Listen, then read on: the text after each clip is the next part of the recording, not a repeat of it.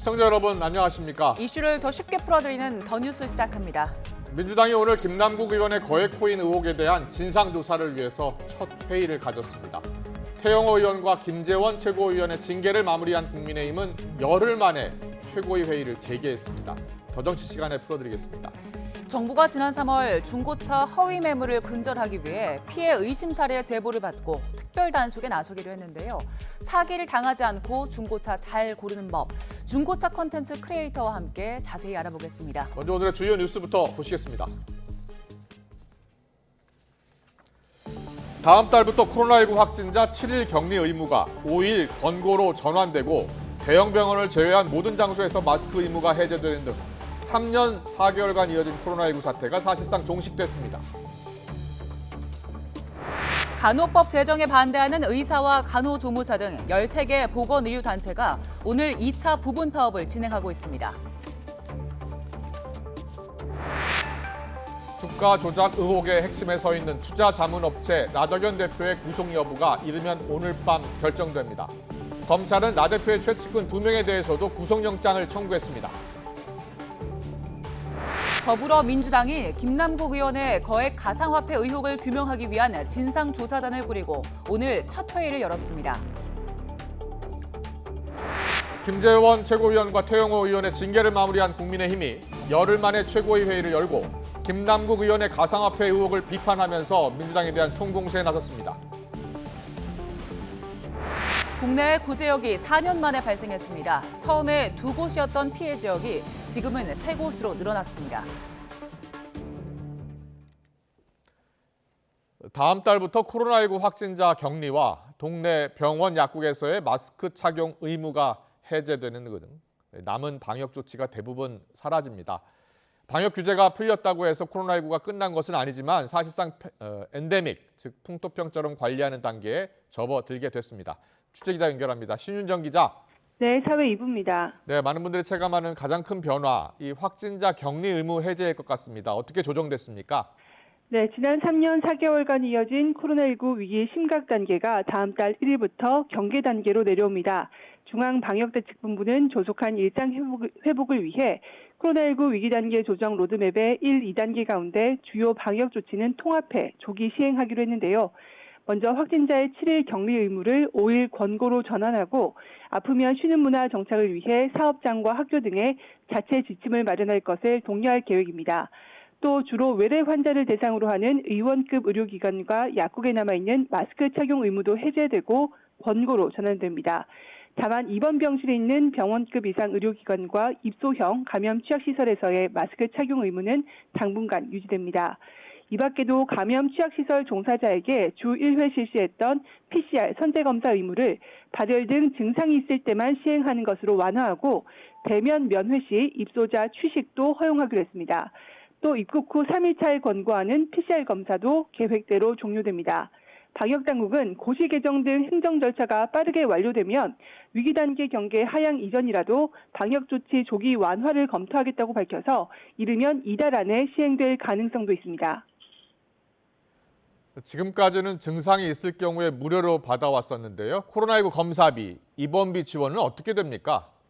네, 현재 60세 이상 고령자 등 우선순위 검사자에 대해서 보건소 선별진료소 등에서 이루어지고 있는 PCR 검사와 병의원의 신속 항원 검사는 무료로 유지됩니다. 또 전체 입원 환자들 대상으로 한 입원 치료비와 중위소득 100% 이하 가구를 대상으로 한 생활지원비, 종사자 수 30인 미만 기업을 대상으로 한 유급 휴가비 등 격리 지원도 당분간 계속됩니다. 치료제 역시 정부가 일괄 구매해 무상 공급하는 현재 시스템이 유지되고 예방접종도 당분간 국민 누구나 무료 접종으로 유지됩니다. 고위험군 중심의 PCR 검사 시행을 위해서 선별진료소 운영은 유지되는데 현재 9곳만 남은 임시선별검사소는 운영을 중단하게 됩니다. 이와 함께 일요일을 제외하고 매일 발표하는 확진자 통계는 주 단위로 전환하고 범정부 대응인 중앙재난안전대책본부에서 보건복지부 장관을 본부장으로 하는 중앙사고수습본부 중심의 재난위기 총괄체계로 전환됩니다. 방역당국은 일상적 관리로의 신속한 이행을 추진함과 동시에 고위험군과 취약집단 보호를 최우선으로 고려했다고 설명했습니다. 그러면서 위기 단계 하향과 방역 조치 완화 이후 대규모 재유행이 발생할 경우 선제적인 방역 조치 재강화를 검토할 예정이라고 덧붙였습니다. 지금까지 사회 2부에서 YTN 신윤정입니다. 방역 당국의 일상 회복 로드맵 계획이 나오면서 길었던 코로나19 비상사태가 드디어 마침표를 찍게 됐습니다. 신천지 집단 감염부터 마스크 대란, 사적 모임 금지까지 그동안 전 국민이 함께 길고 긴 시련의 터널을 통과했는데요. 3년이 넘는 시간을 신지원 기자가 정리했습니다. 2020년 1월 20일 중국 우한에서 입국한 30대 외국인 여성이 국내 첫 코로나19 확진자로 판정됐습니다. 이후 하나둘씩 환자가 늘더니 한 달 만에 감염병 위기 경보가 최고 수준으로 격상됐습니다. 감염병 위기 경보를 경계에서 심각으로 상향 조정하기로 하였습니다. 대구 경북 지역에서 신천지 교인들을 중심으로 불거진 집단 감염이 발단이었습니다. 정말 면목이 없습니다. 사죄를 위해서 여러분들에게 엎드려 사죄를 하겠습니다. 이례적인 사과에도 감염병은 걷잡을 수 없이 번졌습니다. 전 세계적인 팬데믹 선언에 본격적인 거리 두기가 시작됐고 생애 한 번뿐인 돌잔치, 결혼식은 기약 없이 미뤄졌습니다. 결혼식장 음식 먹으러 오거나 이런 것도 다 먼저 다 취소를 한 상황이었고. 불안한 시민들은 마스크 한 장에 의지했지만 이마저도 전국적인 풍기 대란이 벌어졌습니다. 벌써 매진되고 없어요. 돈은 없어도 마스크가 집에 있으면은 부자라고 생각 들 정도로 마스크가 귀해요. 의료 체계가 한계에 이른 상황에도 자원봉사자와 의료진의 헌신은 빛났습니다. 힘들지만은 어떡합니까? 모두들 회복이 빨리 될 수 있도록 저희도 그런 마음가짐으로 응원하면서. 그러나 유흥가와 종교단체 등 밀집 지역에서 집단 감염이 되풀이되면서 2021년 여름 저녁 6시 이후 2명까지만 모일 수 있는 초강력 거리두기가 시행됩니다. 이후에도 코로나19는 알파와 델타, 오미크론까지 각종 변이로 이름을 바꾸며 이어졌습니다. 세계적인 비상사태가 해제되기까지 3년 3개월여. 이제는 진정한 일상 회복 선언으로 평범한 일상을 되찾게 됐습니다. YTN 신지원입니다. 더불어민주당 김남국 의원의 거액 코인 의혹을 규명하기 위한 진상조사팀이 오늘 첫 회의를 열고 복수의 외부 전문가도 합류하기로 했다고 밝혔습니다. 여야는 전세 사기 피해 지원을 위한 특별법 제정안을 처리하기 위해 25일 본회의를 열기로 합의하고 법안 심사에 속도를 내기로 했습니다. 국회 연결합니다. 이준엽 기자. 네, 국회입니다. 네, 민주당이 꾸린 김남국 코인 진상조사팀 오늘부터 본격적인 조사 활동에 들어갔다고요? 네, 진상조사팀은 오늘 오전 국회에서 첫 회의를 갖고 향후 조사 방향 등을 논의했습니다. 오늘 회의에는 진상조사팀장을 맡고 있는 김병기 수석 사무부총장과 금융전문가인 이용우, 홍성국, 그리고 변호사 출신의 김한규 의원 등이 참석했습니다. 특히 진상조사팀에는 복수의 외부 전문가가 합류할 예정인데 김남국 의원의 거래 내역 등을 면밀하게 살펴본다는 방침입니다. 설명 직접 들어보겠습니다. 그 의문이 제기된 내용들에 대해서 당연히 할 것이고요. 계좌 거래 내역이라든지 코인 거래 내역을 살펴보면 의문의 상당 부분이 해소되지 않을까 그런 기대를 해봅니다. 그리고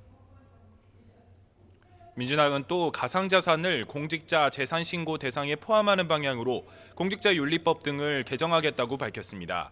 역시 직접 설명 들어보겠습니다. 가상자산을 재산 등록과 신고 대상으로 하고 이해 충돌 내역에 포함시켜서 법의 미비점과 제도 허점을 보완하겠습니다. 오후 2시부터는 국회 정무위원회 전체 회의도 열리는데 이 자리엔 코인 의혹을 처음 들여다본 금융정보분석원 FIU의 박정훈 원장이 출석해 관심이 쏠리고 있습니다. 김남국 의원 코인 거래를 이상 거래로 분류해 검찰에 통보한 기관인데 이번 사건과 관련해 어떤 입장을 밝힐지 주목됩니다. 국민권익위원회 김태규 부위원장도 출석하는 만큼 최근 착수한 김남국 의원의 이해충돌 방지법 위반 의혹 조사 경과도 여당 의원들이 따져 물을 것으로 보입니다. 네, 오늘 국민의힘 최고위원회가 열렸는데 여기서도 김남국 의원 논란에 대한 공세가 이어졌지요. 네, 국민의힘 최고위원회의는 지난 4일과 8일에는 열리지 않았습니다. 오늘 열흘 만에 열린 건데 어제 김재원 최고위원과 태영호 전 최고위원에 대한 징계 절차가 마무리된 만큼 회의가 정상화된 겁니다. 설화 등 각종 논란에 휩싸여 어제 각각 당원권 정지 1년과 3개월 징계를 받은 김재원과 태영호 두 사람은 빠졌습니다. 김기현 대표는 회의에서 일부 최고위원의 잇따른 설화로 당원과 국민의 심려를 끼쳐 송구한다며 사과했습니다. 이어 민주당이 도덕 불감증이라고 우리도 그럴 수는 없다고 운을 떼며 김남국 의원을 향한 역공을 펼쳤습니다. 윤재옥 원내대표도 국민 여론을 고려하면 강제 수사가 불가피하다며 목소리를 높였습니다. 들어보시겠습니다. 민주당의 도덕 불감증을 넘는 도덕 상실증에 관해 말씀드리겠습니다. 민주당의 대표적 청년 정치인이라고 하는 김남국 의원의 도덕적 파탄이 극에 달하고 있습니다. 국민적 공분을 감안하면 이제 강제 수사가 불가피해졌습니다. 검찰은 즉시 압수수색 영장을 재청구하고 법원은 즉시 영장을 발부하라는 것이 국민 여론입니다. 네, 그리고 오늘 전세 사기 피해자가 숨지는 안타까운 일이 또 벌어졌습니다. 여야가 전세 사기 특별법 처리를 위한 본회의 날짜를 정했죠. 네, 여야는 오는 25일에 국회 본회의를 열기로 했습니다. 서울 양천구에서 또 한 명의 전세 사기 피해자가 숨진 채 발견됐다는 안타까운 소식이 전해지자 여야도 더는 시간을 끌어서는 안 된다는 판단을 한 것으로 보입니다. 여야 원내대표가 국회의장과 함께 만난 자리에서 25일 본회의에서 전세 사기 특별법을 처리하기로 하고 그 전까지 법안 심사에 속도를 내기로 한 겁니다. 전세 사기 특별법은 현재 보증금 반환 채권 매입 문제와 전세 사기 피해자 인정 요건 등을 두고 여야가 의견을 좁히지 못하면서 심사에 난항을 겪고 있는데요. 지금 법안을 논의하는 국토위에서 우선 합의점을 찾아보고 그 뒤에도 접점을 찾지 못하면 양당 지도부가 머리를 맞대기로 했습니다. 아까 양당 원내대표님 공히 말씀하셨지만 소위에서 잘 협의가 이루어지지 않으면 그 다음에는 지도부에서 협상을 해 나갈 것 같습니다. 몇 가지 쟁점에 대해서는 이미 합의가 이루어졌고 이제 남은 쟁점들에 대해서는 신속히 논의를 진행해 나갈 예정입니다. 여야는 또 공직자 재산 신고와 이해충돌 방지 영역에 가상자산을 포함하는 법 개정안도 서둘러 추진하기로 했는데요. 김남국 의원 거액 코인 문제를 계기로 입법에 속도가 붙을지 주목됩니다. 지금까지 국회에서 전해드렸습니다. 김남국 의원의 가상화폐 보유 의혹과 관련해 검찰이 두 차례 압수수색 영장을 청구했지만 법원이 모두 기각한 걸로 파악됐습니다. 서울 남부지방검찰청은 지난해 10월과 11월 두 차례에 걸쳐 김 의원이 보유한 가상화폐 출처와 거래 전후 자금 흐름을 추적하기 위해 전자지갑에 대한 압수수색 영장을 청구했습니다. 하지만 법원은 거액의 가상화폐 보유 사실만으로는 범죄 혐의가 있다고 의심하기 어렵다며 기각한 걸로 전해졌습니다. 대장동 개발 비리와 성남FC 불법 후원 혐의로 기소된 이재명 민주당 대표 측이 첫 재판에서 혐의를 모두 부인했습니다.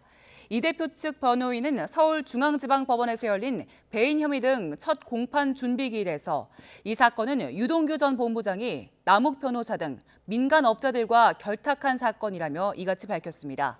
이어 검찰은 유 전 본부장이 대장동과 위례 신도시 사업 등을 이 대표에게 직접 보고했다며 기소했지만 관련 내용을 어디에서 어떻게 보고했는지는 공소장 어디에도 나와 있지 않다며 이 대표에게 보고한 시기와 장소를 특정해달라고 요구했습니다. 반면 검찰은 이 대표와 정 전 실장이 민간업자들과 공모한 관계, 직무상 비밀을 이용한 이득 취득 등 모든 범행을 알고 있었던 사실까지 입증하겠다고 맞섰습니다. 공판 준비 기일은 범죄 혐의에 대한 피고인의 입장을 확인하고 증거 조사 계획을 세우는 절차인데 오늘 재판은 이 대표와 정 전 실장 측 변호인만 참석한 가운데 진행됐습니다. 민주당 이재명 대표는 이제 조작과 검찰의 시간은 끝나고 진실과 법원의 시간이 시작됐다고 말했습니다. 이 대표는 국회에서 기자들과 만나 국민께서 잘 살펴보시겠지만 대장동과 관련해서 자신은 단 한 푼의 이익도 어떤 혜택도 받은 바 없다며 이같이 밝혔습니다. 이어 성남시민과 성남시가 5,500억 원의 혜택을 가졌고 성남FC의 노력으로 성남시 예산 절감 효과가 분명히 있었다고 강조했습니다. 일부 종목의 주가 상승과 폭락이 발생한 사태를 둘러싸고 시세 조종 의혹의 핵심 인물인 투자자문업체 라더견 대표의 구속 여부가 이르면 오늘 밤 결정됩니다. 검찰은 혐의 입장을 자신하면서 라더견 대표와 함께 체포했던 측근 2명에 대해서도 구속영장을 청구했습니다. 현장 취재기자 연결합니다. 윤성훈 기자. 네, 서울 남부지방법원 앞에 나와 있습니다. 네, 라더견 대표의 구속영장 실질 심사 끝났습니까? 네, 라더견 대표에 대한 구속 전 피의자 신문이 오늘 오전 10시 반부터 서울 남부지방법원에서 진행돼 3시간여 만에 끝났습니다.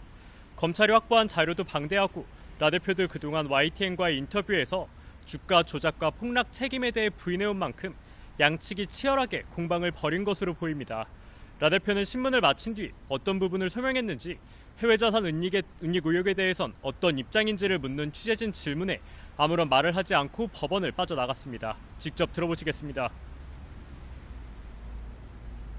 지금 어떤 부분 소명하셨어요? 지금까지 지속적으로 범행 부인해 오셨는데 한 말씀만 해주세요. 미국 골프장 매입이나 해외 자산 은닉 의혹도 있는데 그거에 대해서는 좀 어떻게 보시나요? 앞서 라 대표가 투자한 주식 종목들이 길게는 지난 2020년부터 꾸준히 상승하다 지난달 24일 갑작스럽게 폭락하면서 인위적으로 주가를 띄웠다는 의혹이 불거졌습니다. 수사에 착수한 검찰은 폭락 사태 발생 16일 만인 그제 라 대표를 자택에서 체포했고 체포영장에 적시한 혐의를 다지기 위한 강도 높은 조사를 이틀에 걸쳐 진행한 끝에 어젯밤 구속영장을 청구했습니다. 검찰은 라 대표에게 통정매매, 다시 말해 서로 주식을 사고 파는 행위를 통해 인위적으로 주가를 조종한 혐의와 금융당국 허가 없이 투자자들의 개별 계좌를 운영하며 투자를 진행한 혐의를 적용했습니다. 폭락 사태가 발생하기 전에 라 대표가 미국 캘리포니아주에 있는 골프장을 매입한 사실도 드러났는데요. 검찰은 라 대표가 범죄 수익을 은닉한 것으로 의심하고 이 부분도 혐의에 적시했습니다. 라 대표는 또 투자와 관련이 없는 업체를 문어발식으로 사들여 수익 일부를 수수료 명목으로 챙기는 등 범죄 수익을 빼돌리고 숨기려 한 혐의도 받습니다. 네, 라 대표뿐 아니라 핵심 피의자들에 대한 구속영장도 청구됐다고요? 네, 검찰은 주가 조작과 폭락 사태를 둘러싸고 라 대표를 도운 핵심 측근 2명에 대해 오늘 오전 11시 구속영장을 청구했습니다. 프로골퍼 안모 씨와 투자자문업체 대표로 이름을 올린 변모 씨입니다. 이들에 대한 구속 전 피의자 신문은 내일 오전 이곳 서울 남부지방법원에서 다시 진행될 예정입니다. 검찰 관계자는 객관적 증거로 혐의 일부가 소명됐다고 자신감을 내비쳤는데요. 이들의 신병을 확보해 구체적인 주가 조작 수법과 경위, 가담자들을 확인하는 동시에 조세 포탈 등 추가 혐의를 집중적으로 들여다볼 계획입니다. 또 폭락 사태 직전 주식을 팔아 수백억 원의 차익을 거두며 폭락을 초래했다는 의혹이 불거진 김익래 전 다우키움그룹 회장과 김영민 서울도시가스 회장을 향한 수사도 이어나갈 것으로 보입니다. 법원은 라 대표 신문과 검찰의 수사 내용 등을 토대로 이르면 오늘 밤 라 대표의 구속 여부를 결정할 전망입니다. 지금까지 서울 남부지방법원에서 YTN 윤성훈입니다. 간호법 제정에 반대하는 의사와 간호조무사 등 13개 보건의료단체가 오늘 2차 부분 파업을 진행하고 있습니다. 이번에는 치과 의사도 휴진에 참여했습니다. 취재기자 연결합니다. 김연아 기자. 네, 사회 2부입니다. 네, 이번 2차 부분 파업으로 환자들이 얼마나 큰 불편을 겪고 있습니까? 네, 이번 2차 파업은 1차보다 규모가 더 커져서 환자들이 느끼는 영향은 조금 더 늘었습니다. 1차 때는 간호조무사가 중심이었지만 이번엔 응급구조사와 방사선사, 요양보호사 등 다른 직역들도 연가 투쟁 형식으로 참여하고 있습니다. 여기에 치과의사협회도 동참을 결정해 휴진하는 치과도 있고 동네 의원들 가운데서도 단축 진료하는 곳들이 좀 더 늘었습니다. 의료연대는 부분 파업에 이어 오후 5시 반 서울 여의도 국회 앞에서 간호법 반대를 위한 집회를 열 예정입니다. 정부는 진료 차질에 대비해 어제 긴급 상황 점검 회의를 열고 응급 환자 이송과 치료 대응 체계를 점검했습니다. 네, 간호법 반대가 심한 상황인데 간호협회도 사활을 걸고 있죠?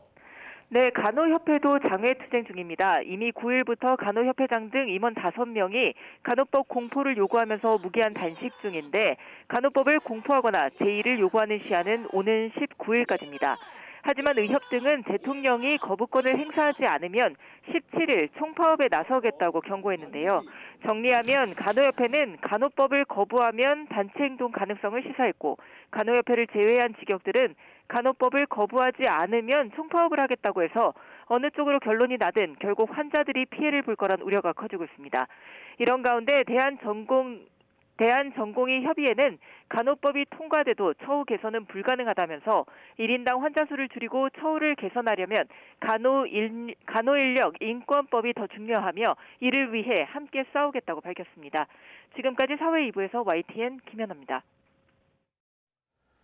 한일 당국이 내일 국장급 협의를 열고 후쿠시마 원전 오염수 현장 시찰단 파견과 관련한 구체적인 내용을 조율합니다.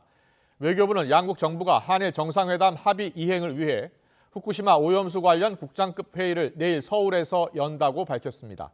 우리 측에서는 외교부 윤현수 기후환경과학외교국장, 일본 측에선 외무성 카이우 아츠시 군축 불확산과학부장이 각각 수석 대표로 참석합니다.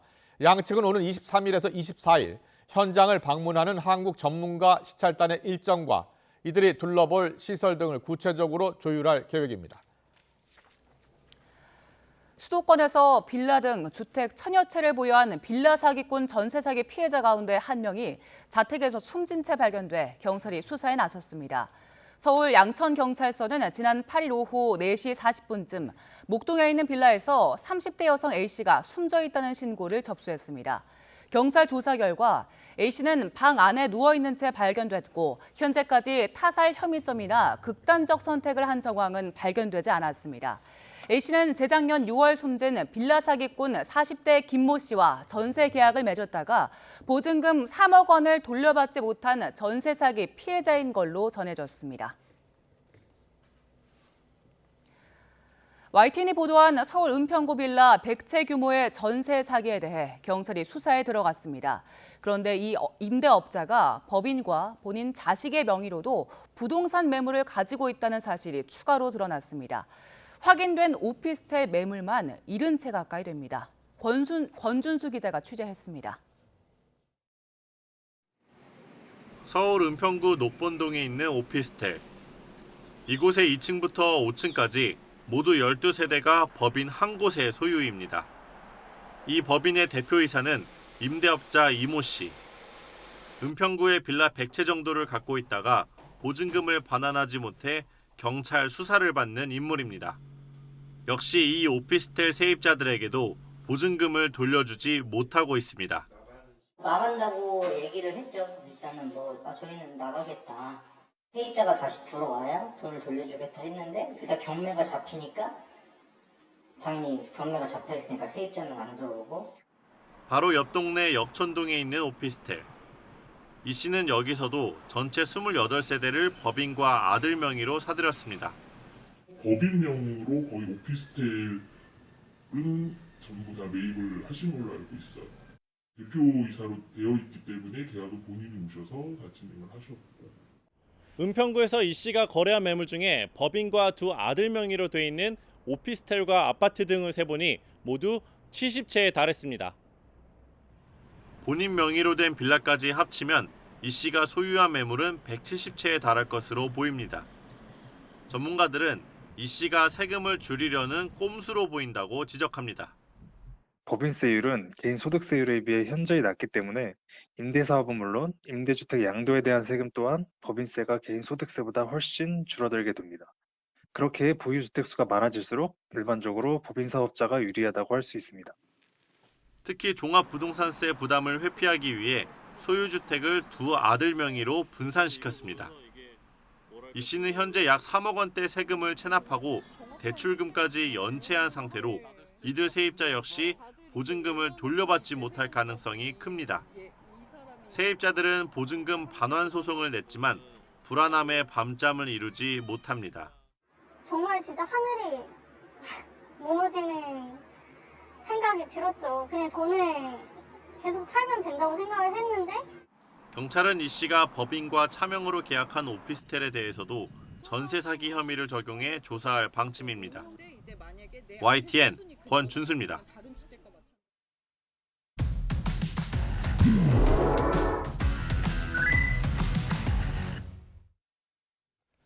네, 1인 미디어 창작자로 활동하는 화제의 인물과 직접 이야기 나눠보는 더튜브 시간입니다. 네, 오늘은 중고차 딜러이자 각종 중고차 사기를 고발하고 직접 피해자들을 돕고 계신 유튜버 진영민 씨와 함께 해보겠습니다. 중고차 어떻게 해야 잘 살 수 있는지 함께 이야기 나눠보겠습니다. 어서 오세요. 네, 안녕하세요. 안녕하십니까. 예, 우리나라 중고차 시장 규모가 어느 정도 됩니까?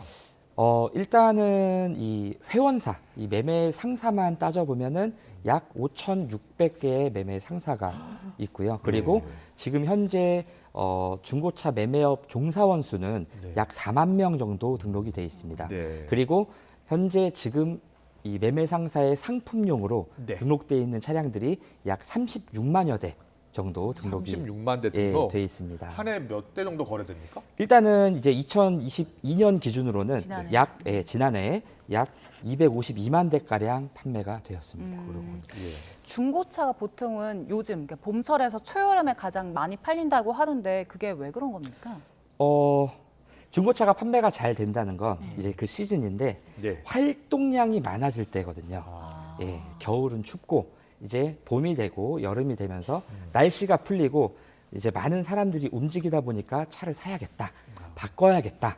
네, 그래서 이제 그때 봄, 여름철에 특히나 이제 여름 성수기 때, 휴가 때까지 이 수요가 정말 많이 급증하게 됩니다.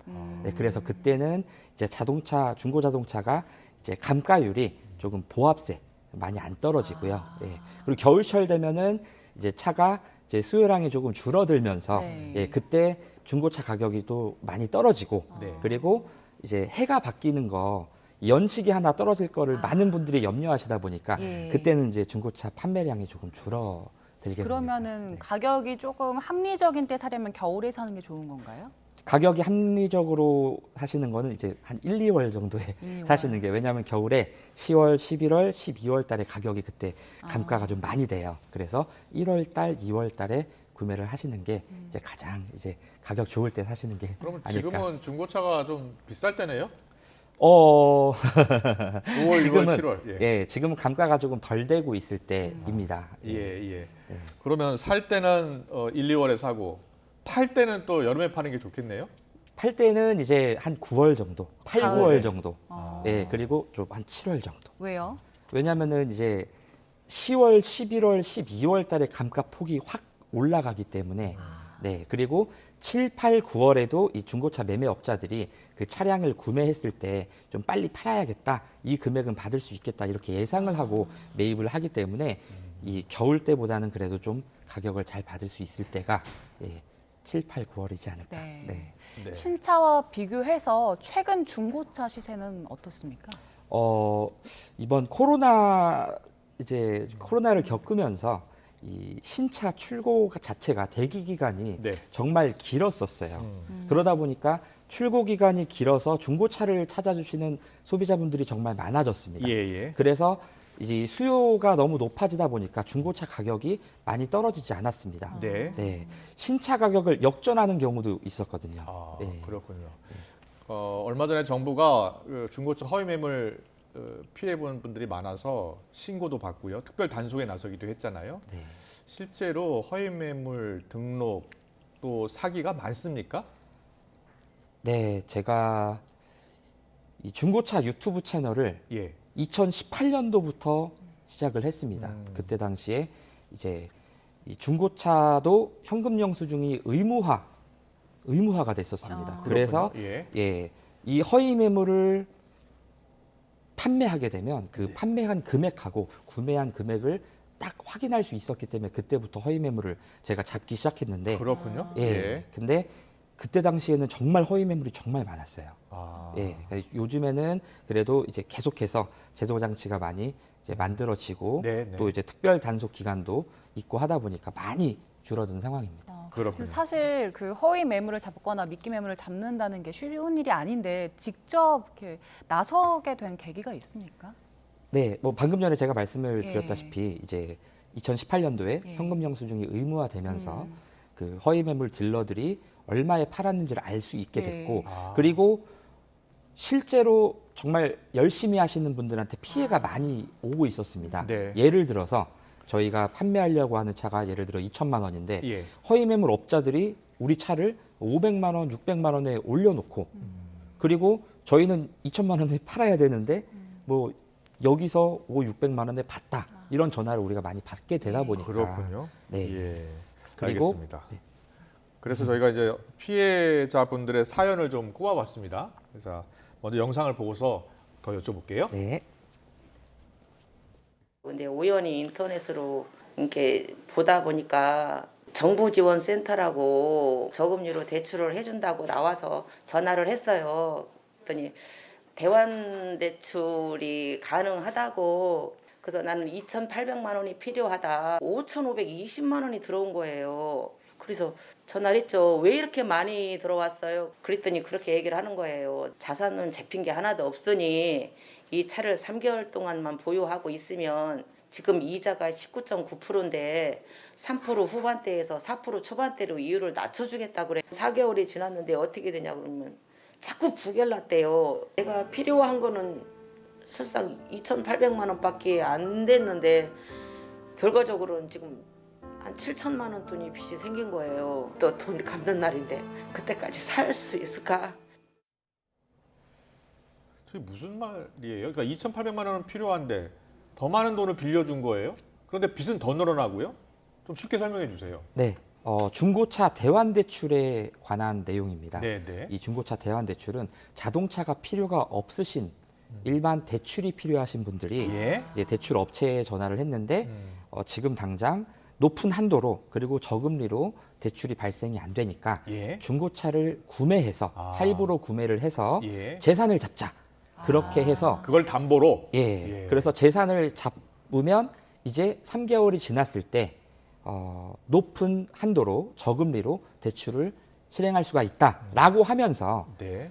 방금 저기 피해자분 같은 경우에는 7천만 원의 대출이 예. 생겼다고 했잖아요. 그러니까요. 그래서 7천만 원을 신용대출을 받아가지고 300만 원짜리 차량을 3천만 원에 사고 180만 원짜리 차량을 1,800만 원에 사게 된 거예요. 어떻게 해결해야 돼요?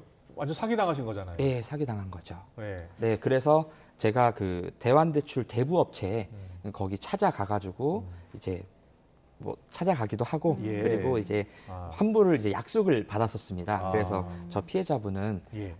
환불을 그때 제가 다 해드렸어요. 5천 몇백만 원에 대한 금액을 제가 환불을 다 해드렸습니다. 그렇군요. 네. 네, 그리고 저희가 다른 영상도 준비를 했는데요. 네. 영상 보고 다시 이야기 이어가겠습니다. 그래서 아니 나 이거 계약 못 하겠다고 그랬더니만 팔을 걷어붙이니까 나고 겁이 나잖아요 사람이요. 내가 그럼 어떻게 해야 되느냐 물으니까는 그럼 다른 차를 사라는 거예요. 그러니까 옆에서 저는 쫄았지 완전히. 그래서 벗어나야 되죠. 그럼 내가 돈 포기하고 나 가겠다. 그랬더니만 니도 하라고. 뭐 어쩌라고. 해. 뭘 봐. 네, 알겠습니다. 만나면 돼. 네, 알겠습니다. 알겠습니다.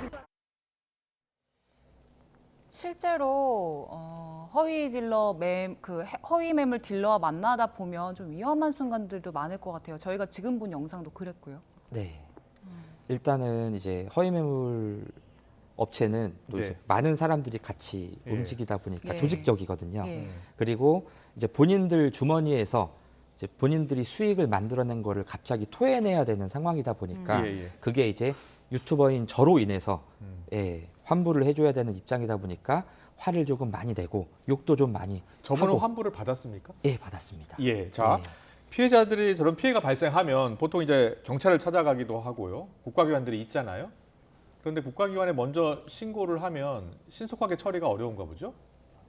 네, 보통은 이제 사기 사건이기 때문에 예, 예. 허위 매물도 뭐 대환대출 사기도 사기 사건이기 때문에 예. 이게 이제 고소가 접수가 되고 네. 검찰로 송치가 되고 판결 받기까지 네. 예, 정말 많은 시간이 걸리고 아. 거기에다가 일반 피해자분들은 이 네. 사기에 관해서 이 증거를 다 제시를 해야 되고 사기를 당했다는 거를 증명을 해내야 되고 증빙을 해야 돼요. 그렇군요. 예, 근데 제가 이제 허위 매물이나 대환대출 사기에 대해서 유튜브 채널에 이제 영상을 계속 올리다 보니까 네. 그게 이제 환불을 받고 있는 내용을 올리다 보니까 예. 이제 제 영상을 보신 많은 분들이 저를 찾아오셔서 지금 당장 좀 급해서 중고차를 사신 거고 급해서 대출을 받으신 건데 이제 좀 금전적으로 여력이 없다 보니까 저희 쪽에 찾아오셔서 환불을 받고 싶어서 저희 쪽에 오시고 계신 겁니다. 근데 그 환불을 쉽게 해주지 않을 것 같은데요? 어떻게 환불을 어떻게 받아내는 겁니까? 그러면? 네, 일단은 이제 허위 매물 같은 경우에는 네. 이제 제가 중고차 매매 업을 오랫동안 했습니다. 그러면서 이 허위 매물 업자들에게 형사처벌을 받게끔 저희가 할 겁니다. 라고 얘기를 하고 예. 거기에다가 제가 중고차 유튜브 채널을 운영을 하고 있기 때문에 예.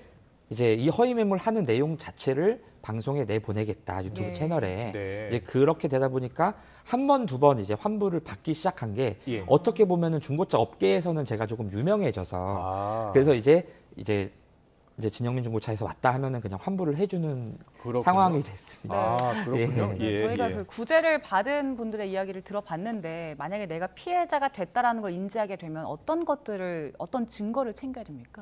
일단은 증거라고 하면은 허위 매물을 당했을 때에는 이제 보통은 온라인상의 인터넷에 차량 가격을 올려놓습니다. 네. 그 허위 매물은 예. 예를 들어서 실제 판매가 되고 있는 게 2천만 원짜리 시세 차량이라고 저희가 하면 화면을 준비했는데요. 예. 네. 그런데요. 말씀해 주세요. 네.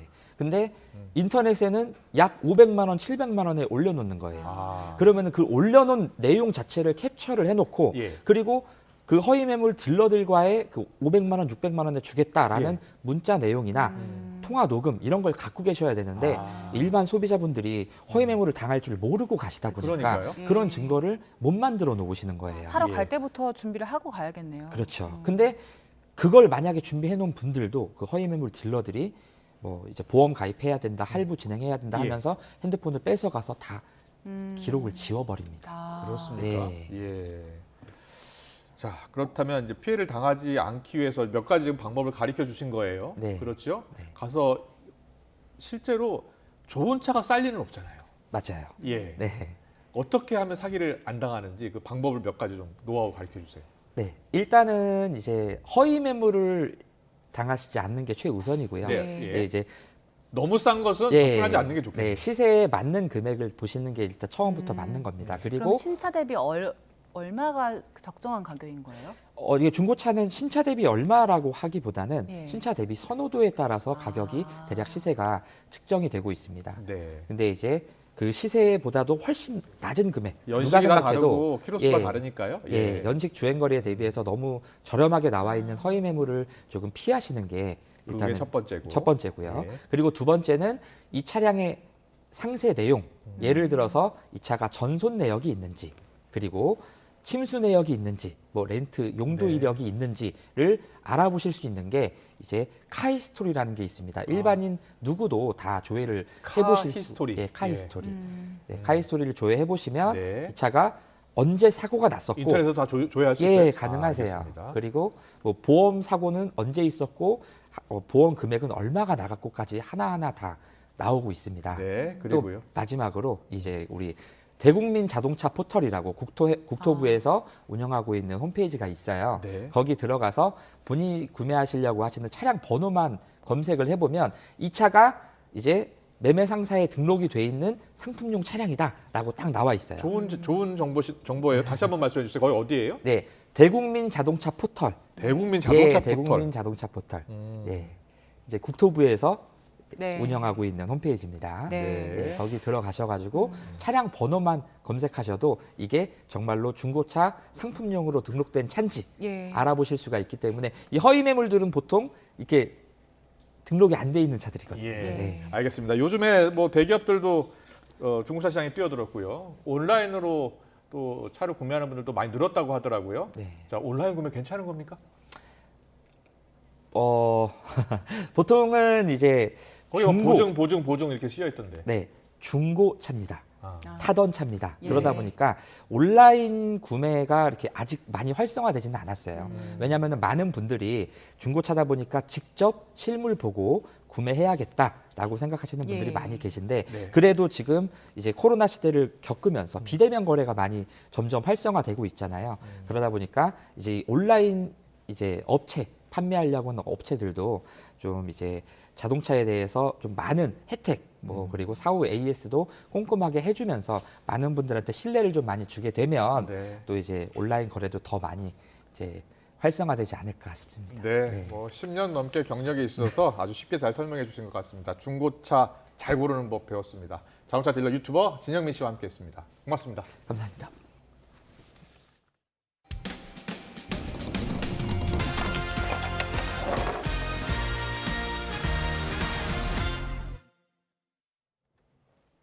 중학생 아들 몸에서 22cm짜리 잉어 문신을 발견했다는 제보가 들어왔습니다. 아들은 동네에서 알고 지내던 10대 형이 강제로 문신을 새겼다고 했는데요. 경찰이 수사에 나섰습니다. 제보는 Y 안동준 기자입니다. 지난 3월 중학생 A군 아버지는 아들의 허벅지를 보고 깜짝 놀랐습니다. 길이 22cm, 폭 11cm에 달하는 검은색 잉어 문신이 있었던 겁니다. 근데 작은 문신도 아니고요. 너무 놀라가지고 처음에 애를 다 고쳤어요. 이게 어떻게 된 거냐. 1살 많은 동네형 B군이 지난해 10월 자신을 모텔로 데려가 강제로 문신을 그려 넣었다는 게 A군의 설명입니다. 2년 전부터 B군에게 맞고 금품을 뜯겨왔던 터라 몸에 문신 연습을 하겠다는 황당한 요구도 받아들일 수밖에 없었다고 주장합니다. 말투 이상하면 말투 왜 그러냐고 때리고 그냥 뭐만 하면 숨기치다가 맞기 싫으니까 그냥 다 당했던 것 같아요. B군에게 피해를 당했다는 학생은 또 있습니다. A군의 친구인 C군 역시 가슴과 팔에 도깨비 문신이 새겨진 겁니다. C군 어머니가 일주일 만에 발견해 경찰에 신고했는데 이후에도 괴롭힘이 이어져 가족 모두 정신건강의학과 치료를 받고 있습니다. 거의 6개월을 정신과까지 다니면서 지금 생업도 중단된 상태고 제가 막 문 앞에 CCTV도 달고 지금 저는 지옥 속에 살고 있는데 문신을 지우려면 짧게는 3년, 길게는 4년 동안 매달 병원을 찾아 꾸준히 치료받아야 하는 상황. 수사에 착수한 경찰은 B군이 강제로 문신을 새긴 사실이 인정된다고 보고 강요와 의료법 위반 혐의로 검찰에 넘겼습니다. 또 후배들을 폭행하고 돈을 뜯은 혐의로도 B군을 추가 입건해 조사하고 있습니다. 그러나 B군 부모는 YTN 취재진에게 새기는데 장시간이 걸리는 문신을 어떻게 강제로 할 수가 있느냐면서 아들은 A군 등이 원해서 문신을 해준 거라고 반박했습니다.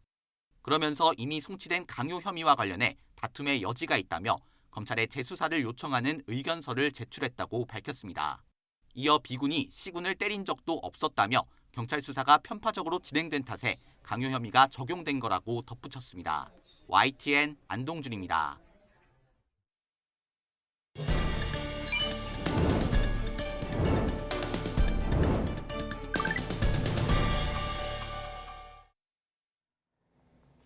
카카오톡의 단체 채팅방 기능은 직장과 모임 등에서 유용하게 사용되고 있지요. 하지만 이직을 하거나 팀 프로젝트를 마쳐서 목적이 사라져버린 채팅방. 언제 나가야 할까 난감했던 적 다들 한 번쯤은 있으시죠? 또 단체 카톡 공해란 말이 나올 정도로 이용자들의 스트레스가 되기도 했는데요. 채팅방을 나가면 곧바로 모든 참여자가 알 수 있도록 홍길동 님이 나갔습니다라고 떠서 부담스러워하는 분들이 많았는데요. 앞으로는 어떻게 나갈까 눈치 보지 않고 조용히 나갈 수 있을 것 같습니다. 카카오톡이 새로운 기능을 추가했는데 바로 조용히 나가기 기능입니다. 채팅방을 나갈 때 이 기능을 누르고 나가면 전체 구성원 목록을 일일이 확인하지 않는 이상 누가 채팅방을 나갔는지 확인할 수 없습니다. 단 새로운 기능을 이용하려면 일단 카카오톡을 최신 버전으로 업데이트해야 하고요. 카카오톡 상단의 톱니바퀴 모양의 설정 버튼을 눌러서 카카오톡 실험실 항목에서 채팅방 조용히 나가기 기능을 켜면 됩니다. 자, 그럼 누리꾼들 반응은 어땠을까요? 대체로 환영하는 분위기였는데요. 그런데 단체 채팅방 초대 자체를 거부할 수 있게 해달라는 목소리가 많았습니다. 지금도 채팅방 초대 거부 기능이 있긴 합니다. 지난 3월에 카카오가 채팅 참여 여부를 사전에 선택하는 기능을 추가했는데요. 카카오톡 설정에서 채팅 메뉴를 보면 그룹 채팅방 참여 설정 기능이 있죠. 다만 내 친구 리스트에 없는 사람이 단체 채팅방에 초대하는 경우에만 해당돼서 내 카카오톡 친구가 초대한다면 아직은 거부할 방법이 없습니다. 카카오 측은 조용히 나가기가 가능해지면 이용자들의 스트레스가 줄어들 걸로 기대된다고 밝혔는데요. 앞으로는 단체 카톡 공해에서 조금이나마 해방될 수 있을까요? 윤석열 대통령이 이명박 정부 때 국방부 장관을 지냈던 김관진 전 장관을 대통령 직속 국방혁신위원회에 위촉하고 오늘 첫 회의를 가졌습니다. 북한의 도발 심리를 억제할 압도적 전력이 필요하다면서 창군 수준의 대대적 변화가 필요하다고 강조했습니다. 직접 들어보겠습니다. 북한 전 지역에 대한 정찰 감시와 분석 능력, 목표를 정확하게 타격할 수 있는 초정밀 고위력 타격 능력, 또 복합 다층적인 대공 방어 능력을 충실하게 확보를 해야 됩니다. 그리고 무엇보다 북한의 이런 도발 심리를 사전에 억제할 압도적인 전력을 보유해야 됩니다. 3군의 합동성을 강화하면서 각 군의 분산된 전력 능력을 통합하고 효율적으로 운영할 수 있도록 전략사령부 창설을 생각하고 있습니다.